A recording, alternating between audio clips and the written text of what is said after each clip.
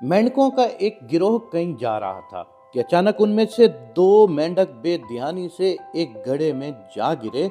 बाहर ठहरे मेंढकों ने देखा कि गड्ढा इन दोनों मेंढकों की इस्तात से बहुत ज्यादा गहरा है। तो उन्होंने ऊपर से कहना शुरू कर दिया, हाय अफसोस, तुम इससे बाहर न निकल पाओगे। कोशिश करके हलकान मत होना, हार मान लो और यहीं अपनी मौत का इंतजार करो। एक मेंढक का ये सब कुछ सुनकर दिल ही डूब गया। उसने टूटे दिल के साथ चंद कोशिशें तो जरूर की, मगर इस जानलेवा सदमे का असर बर्दाश्त न कर पाया और वाकई ही मर गया। दूसरे मेंढक की कोशिशों में शिद्दत थी और वो जगह बदल बदल कर जंप लगाते हुए बाहर निकलने की कोशिश कर रहा था। ऊपर वाले मेंढक पूरे जोरों शोर से सीटियां बजाकर आवाजें कसते हुए उसे मना करने में लगे हुए थे कि मत हलकान हो, मौत तेरा मुकद्दर बन चुकी है, जैसे तेरे साथ वाला भी मर चुका है। लेकिन मेंढक ने और ज्यादा शिद्दत से अपनी कोशिशें जारी रखी और वाकई में बाहर निकलने में कामयाब हो गया।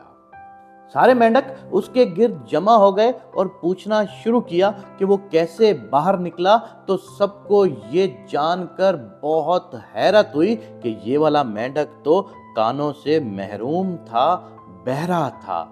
मेंढक सारा वक्त यही समझकर बाहर निकलने के लिए अपना सारा जोर लगाता रहा कि बाहर खड़े हुए सारे मेंढक उसके खैरख्वाह और दोस्त हैं, जो उससे खुद को दूर पाकर बाहर से चीख रहे हैं, मेरी हिम्मत बंधवा रहे हैं, मुझे जोश दिला रहे हैं, जो मुझे बार बार ये कह रहे हैं कि आओ आओ, तुम निकल सकते हो, तुम बाहर आ जाओ, तुम आ सकते हो, हिम्मत करो, तुम कर सकते हो। जबकि हकीकत ये थी कि वो सारे उसकी हिम्मत तोड़ने और बाहर निकलने के अज़म को खत्म करने में लगे हुए थे।